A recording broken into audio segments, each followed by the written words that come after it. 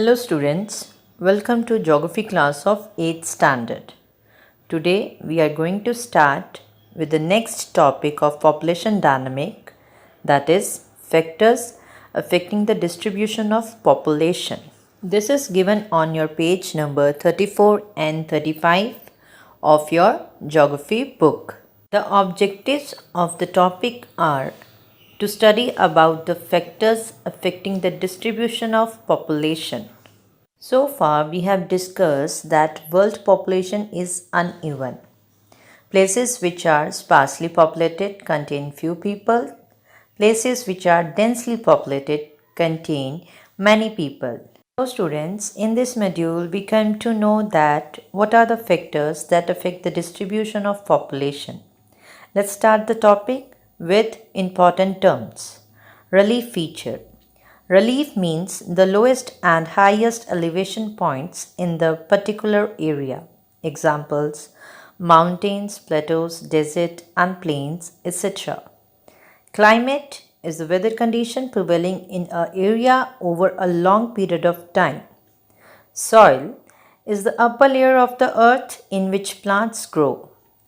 Water resources means natural resources of water that are useful. Natural vegetation means the plants that have not been grown by humans. They grow themselves without any human interference. So let's start with the book reading. Take out your book, open your page number 34. We will start from factors affecting the distribution of population. Here two sets are given. Number one is physical factors and second is economic and cultural factors. We will do first physical factors, which is also known as geographical factors. Number one is relief features. The plain areas of the world are densely populated as compared to the deserts and mountainous areas, as the plain areas are rich in fertile soil and they have adequate irrigation facilities, transport, and communication facilities. Next point is climate. Climate is as important as relief features in influencing population. Adequate climate conditions attract population in an area. Extreme climatic conditions discourage the concentration of people, while moderate climate conditions attract them. Students, people usually avoid extreme climates that are very hot or very cold, like Sahara Desert, polar regions of Russia, Canada, and Antarctica. Hence, temperate areas of the world have higher population. Next point is soil. Fertile soil provides suitable land for agriculture, and our 70% of economy is directly or indirectly depends upon agriculture. That is why areas with fertile soil are densely populated. Come back to the reading again. Soil is an important factor in determining the density of population. The areas with fertile soil, like the northern plains, support high population density than those with infertile soils, like deserts. The areas of alluvial and black soil are more populated than the deserts and mountainous areas. Next point is water resources or availability of water. Water is one of the most significant needs of human beings. Significant means important. Most of the early civilization were developed near water areas. Water is necessary for agriculture, transport, industries, domestic use, and for many more activities. Thus, most of the people tend to settle in the river valleys. Next point is natural vegetation. Natural vegetation plays a significant role in determining the population of an area.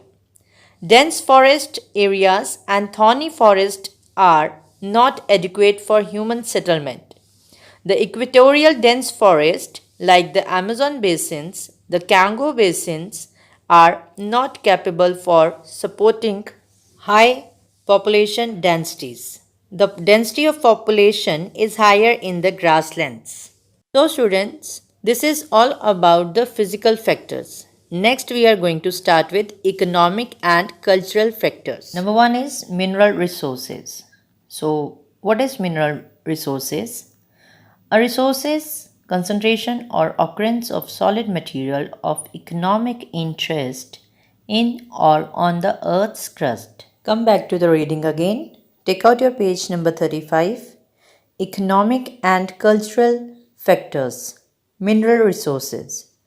The areas rich in minerals attract more people as compared to the barren desert areas.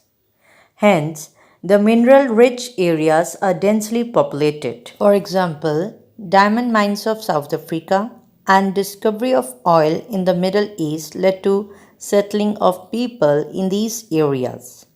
Next point is industries.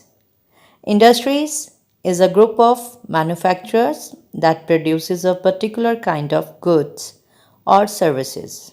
Industrial areas offer massive employment opportunities which attract a huge population.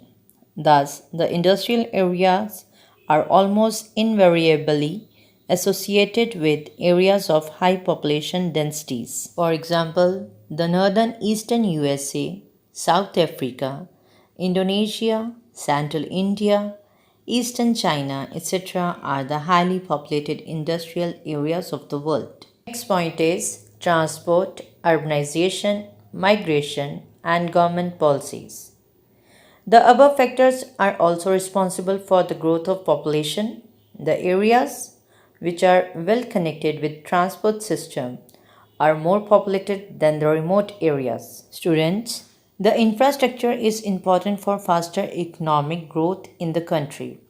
The adequate infrastructure in the form of road and railway transport system, port, power, airports and their efficient working is also needed for integration of the Indian economy with other economics of the world. Similarly, the urban areas and good government policies support high population density as compared to the rural areas. The cities are known to be efficient in that less effort is required to supply basic amenities, example, electricity, fresh water, etc. People who live in urban areas enjoy these amenities which are difficult to access in rural areas.